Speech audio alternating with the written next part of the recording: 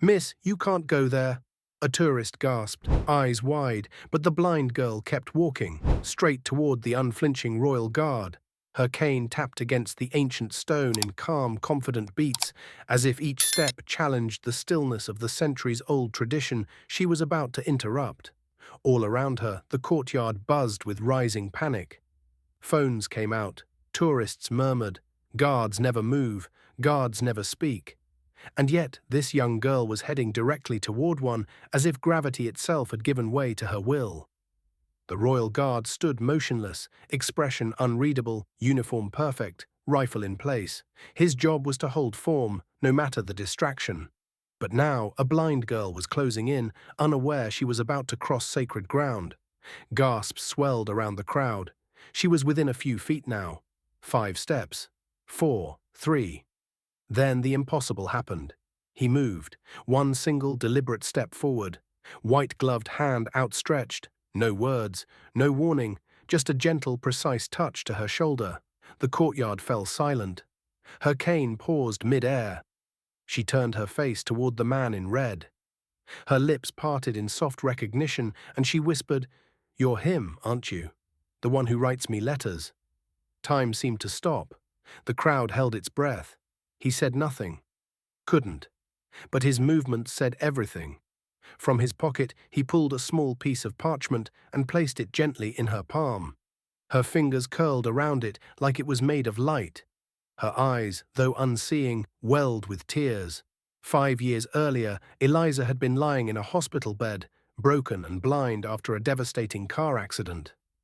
Her world had collapsed. She had lost her sight, her confidence, and for a time, her hope. Then came the first letter. No name, no return address.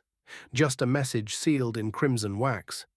"You are seen, even when you can't see." A friend in red. That letter became her anchor. Every year, another came. Simple words, profound comfort. He was her unseen protector, her silent guardian. But she never imagined he was real. Not like this. Not standing in front of her in the very place she had always dreamed of visiting. And he never imagined she'd come. But fate had other plans, because years before the letters he had seen her first. Just a blind little girl helping a wounded pigeon off a busy London street while the world rushed past. That image stayed with him, and when he later recognized her in a newspaper article about a blind musical prodigy, he knew what he had to do. He broke the rules, quietly, anonymously, a royal guard reaching across duty with words he could never speak aloud.